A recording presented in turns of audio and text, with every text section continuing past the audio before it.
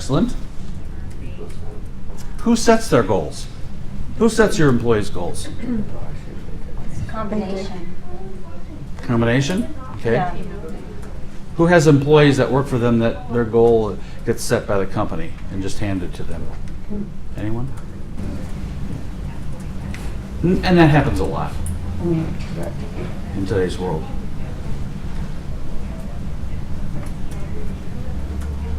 Is there a benefit to the company if we have a 53-week year, or if the company sets the goals? More profits. An extra week. Sales. An extra week of sales, sure. Is there a benefit to the employee? They make more money. More focused. They hit their bonuses. They hit their bonuses, you bet. Their reward. But, you know, to some extent, the fact about the extra week of vacation, if you could leave earlier, would that help you? It might. Yeah. In the day? You bet. It's amazing what that can do. Or come in a little bit later. Or not work on Saturday. Who here works on Saturdays? Sometimes. Yeah. Who takes work home? If you didn't have to do that, think of the time you would save. What is a GPS? Who can tell me what a GPS is? Global positioning satellite tells you where you are. Exactly. Where are we in relationship to our destination, right? GPS. Well, if we use the GPS, we know how it works, right? Who can describe how GPS works for me? You put in your location, Mhm. where you want to go, Right. and then you map out with Okay, And it gives you alternates.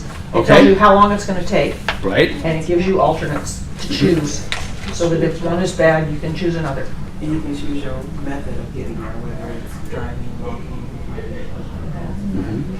Okay. And if you get off course or there's a roadblock, it gives you an alternative Right, way. sure, okay. Some of them talk to you. Yeah, I have mine in the Tiffany. Thank goodness that they do. Mine's called Anita. I have three of them. I need to get there.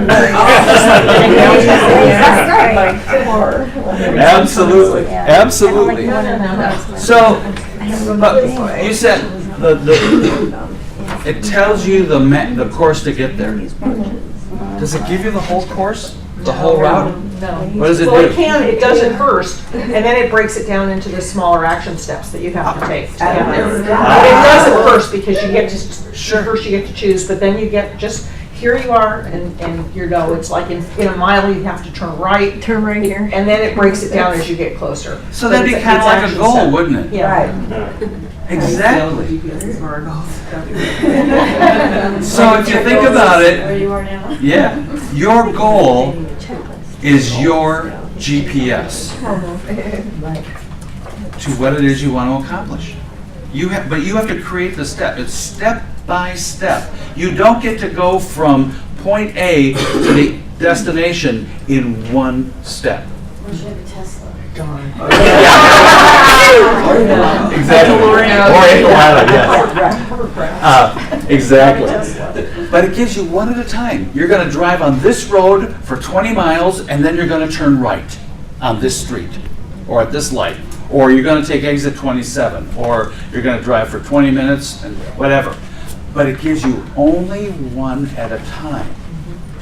And then you get to the little flag that says you've reached your destination. That's a goal. That's your action steps. So it's another way to think about it. You're creating the GPS for your goal. You're creating your own action step, your own mileage marker. When you hit that date and you've completed it, it's a mileage marker. Now you get to turn left or right, whichever you choose, whatever the next objective is. But that's exactly what a goal is. It's just a GPS, and it's one step at a time. Where do I want to go? What's my goal? When will I get there? That's the due date. And you're right, it gives you that you're going to get there in about an hour and 40 minutes or the time, and it's down in one of the little corners. Absolutely. What's the best route? What are my action steps? So it's another way to look at goal setting, which really is so very important to us. So very important to us.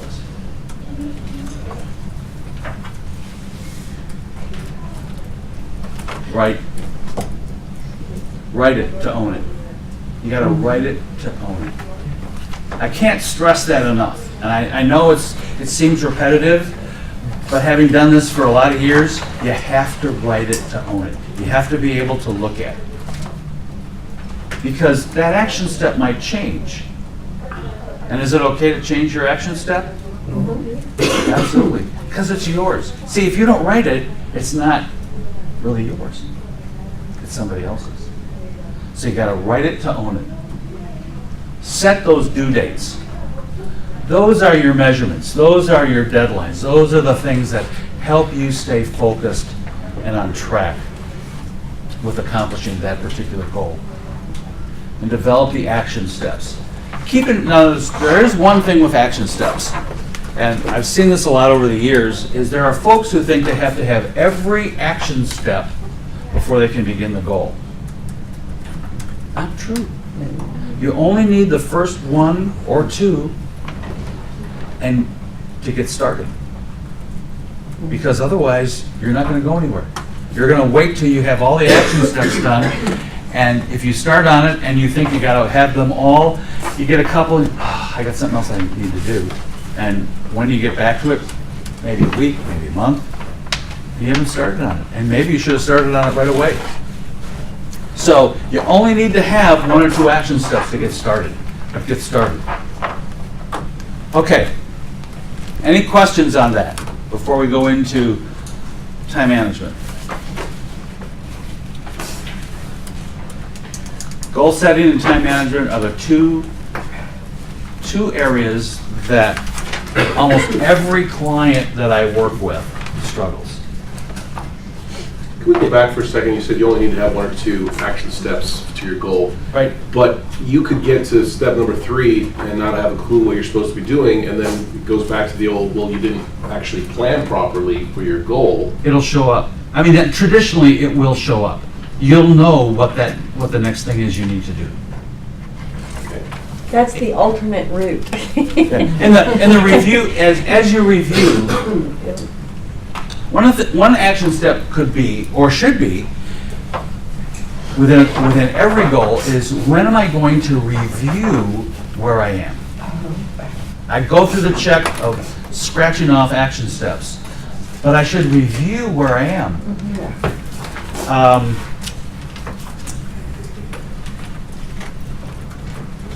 Who gets an annual review where they work? How many people get annual reviews? I give them. Okay. Whether they get them with something. I get one too by the 360, so. Okay. Who here has kids in school or has had kids in school? Okay. Your son or daughter comes home from the 4th grade or whatever grade they're in, and the report card says they're not going to go on to the next level. As a parent, what would you do? Freak out, okay. Take away their Xbox. Then what would you do? You would go to them and say, how can we get to Okay, You have a parent-teacher meeting and find out why. you didn't know about it. Right, why we didn't know until just, here's the final report card, and Yeah. why didn't we know at 5 weeks, 10 weeks, 15 weeks? Exactly. Yeah. So how do they avoid that in the school district? Progress reports. Yes, exactly. Progress reports. If you get one evaluation a year that determines how well you've done, what are they really looking at in that one evaluation? The last month, really. Yeah. You might Last remember 30 to 60 something days at the most. months before, but And if you've had a lousy 30 to 60 days, guess what? You're in trouble, you're out. Yeah. So there is a way to avoid that. Progress reports. If you get one evaluation a year that determines how well you've done, what are they really looking at in that one evaluation? So there is a way to avoid that. And that is, about every quarter, we have a little review. We do monthly, yeah. So that you know exactly where you're at, or your employees know exactly where they're at if you're a manager. And they get to adjust how they're doing. They get to adjust their goal. You should be doing the same thing. As you start to write out your goals, determine when you're going to review that goal to see how you're doing. Do I need to change anything? McDonald's, when they introduce a new sandwich, they test market someplace for a period of time, and then they stop. And they review all the questionnaires and all the complaints or all the positives, and they talk to a bunch of customers, they talk to the managers and the employees, and they get a picture of how well that's done, that sandwich has done, or whatever the product is. And then they get to decide if they're going to move on and test it somewhere else, or they're going to run it nationwide, or they're going to stop it. But they stop and review. Should be doing the same thing with our goals. We should stop and review how we're doing. And again, what that does is it's our goal, and it allows us to adjust accordingly. And it's okay to adjust. Oftentimes people have a hard time. Well, this was the goal, and I'm not completing it. Did you adjust it? No, because this is the goal. But why aren't you getting there? And that's the thing you have to start to look at. Why am I not achieving those action steps? Why am I not moving to the next action step or the next level? It's our goal. We have the right to adjust it. We have the right to review it. It just becomes, we have to make it a habit. We have to take a conscious effort to do that. And that's the important part, is we have to take the conscious effort to do that. Make sense? Questions?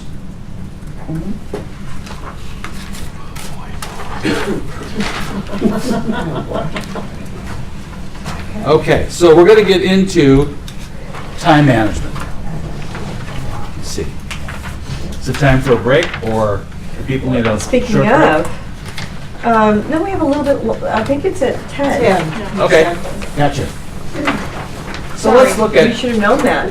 I had a goal and arrival. 10 o'clock. Why is time management important? You don't have so much of it.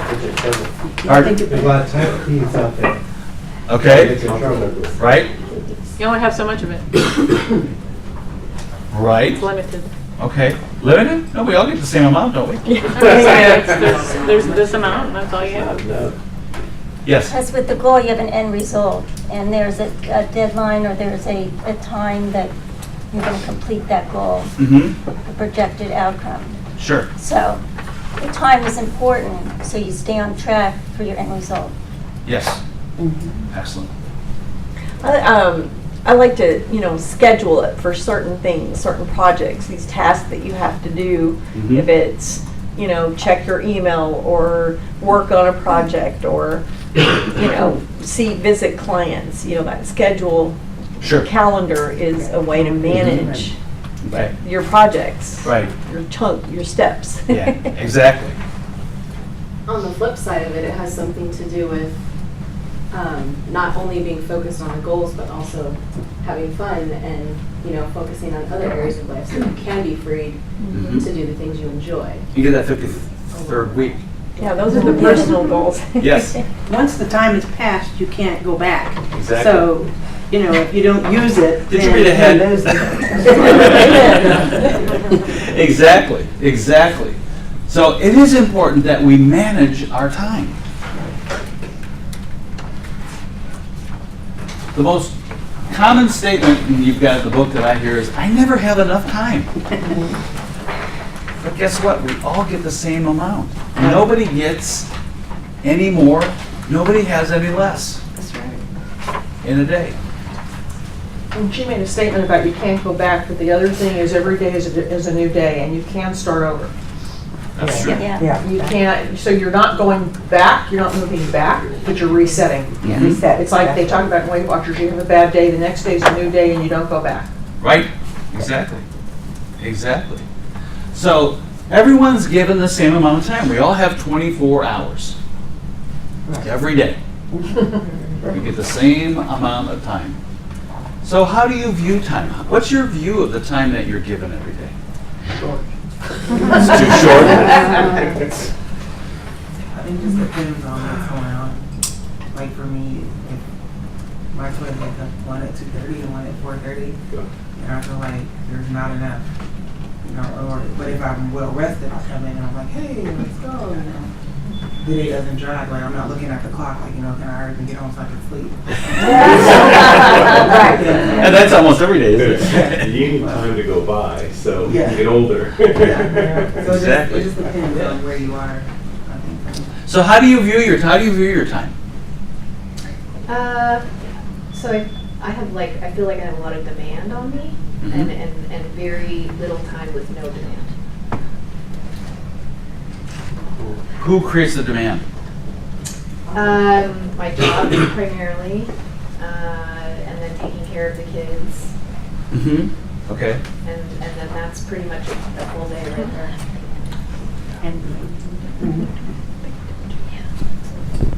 It does get better. Yeah. What No, I enjoy it. It's Yeah. just, you have to meet the demand to stay employed. And you have to, you want to do the best you can for your kids. Mm-hmm. That takes time. So Of course. leave a lot of other free time. Sure. What value do you put on time? Does time have a value for you?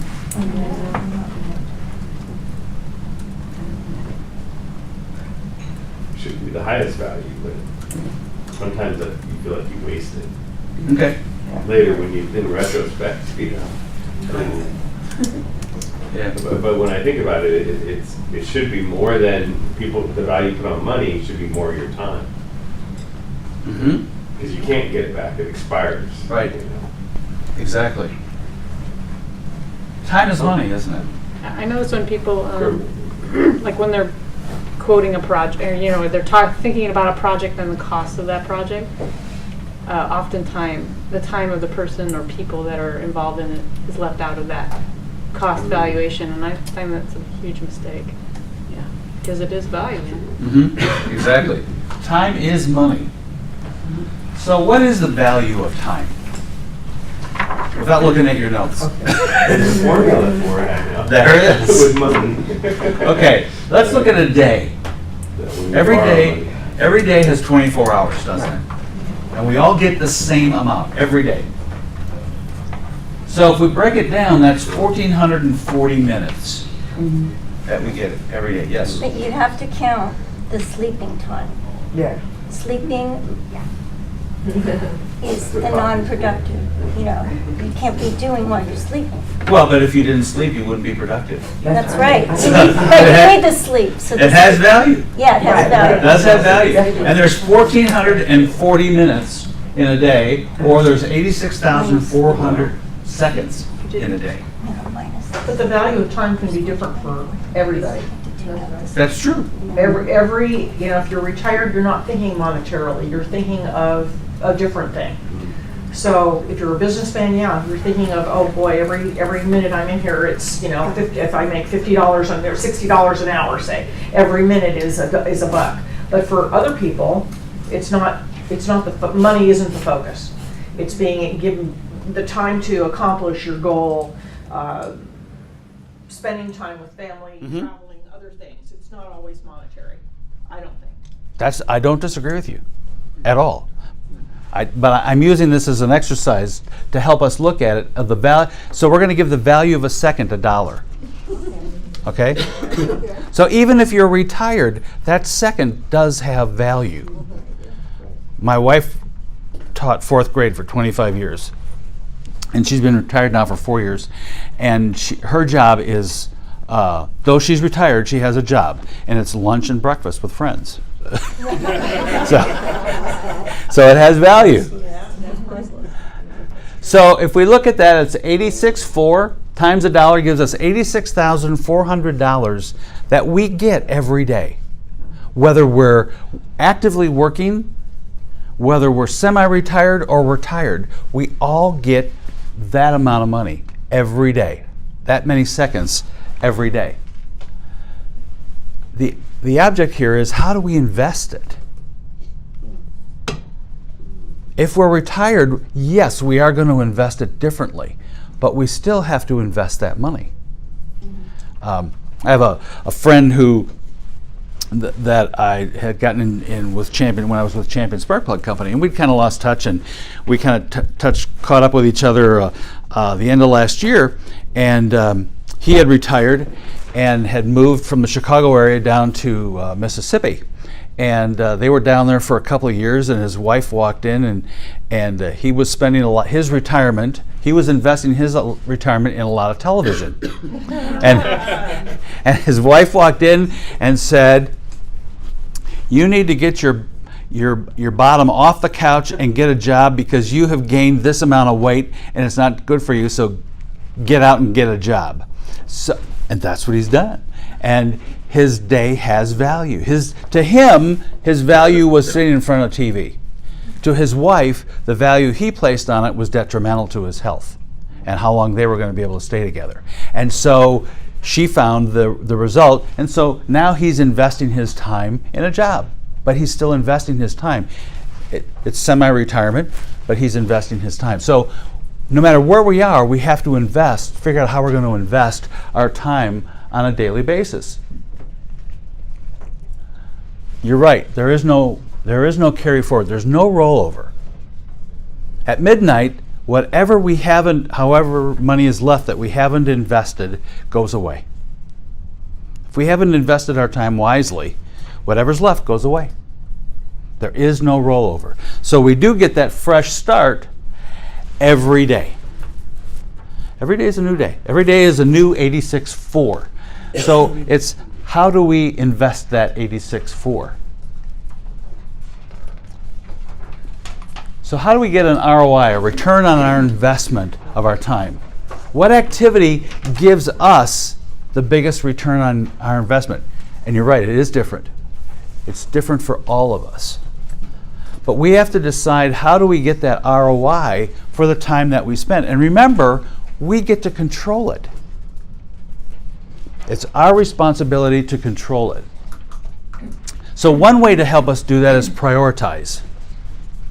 How many of you here prioritize your day? How's it work out? What system do you use? Franklin Planner. So whatever I don't complete today rolls over to the next. And again, I categorize it A, B, C, what's really hot, what's worth the weight, and what is. Okay. But it's always prioritized. And checked off, and then. So when I say prioritize, how do you prioritize? Well, we and I attended a different workshop, and they taught us the first 5, and that's have your goals, and then take the first 5 or 10 minutes of the day to look at those goals. Did you achieve them? Did you? Okay. So the list of what you want to get done for the day. Yeah. Okay. Okay. When I say prioritize, I'm thinking of what's an A priority. Okay. That priority is, it has to be completed today. What must be done? Would you say urgent? Sure. Everybody's going to have a different A system, B system, or A system, 1, 2, 3, urgent, not as urgent. There's a lot of different ones. I just chose this one, but it must be completed today. And those are the things we do first. Who does their A items first? Why don't you do them first? They're not easy. Ah, yes. What are the things that we typically do first, that we work on early in the day? The things that you just check off and get done. Get out of the way. The things we like, huh? Yeah. The things we like to do, absolutely. We're all guilty of that, no question. But if we work on the things that we don't necessarily like to do as much, we're going to then we get to do the fun stuff. Exactly. Then we get to, at the end of the day, woohoo! It's fun stuff. It's party time. So look at the things that you want to get done, and we may not like them, but we know they have to be done today.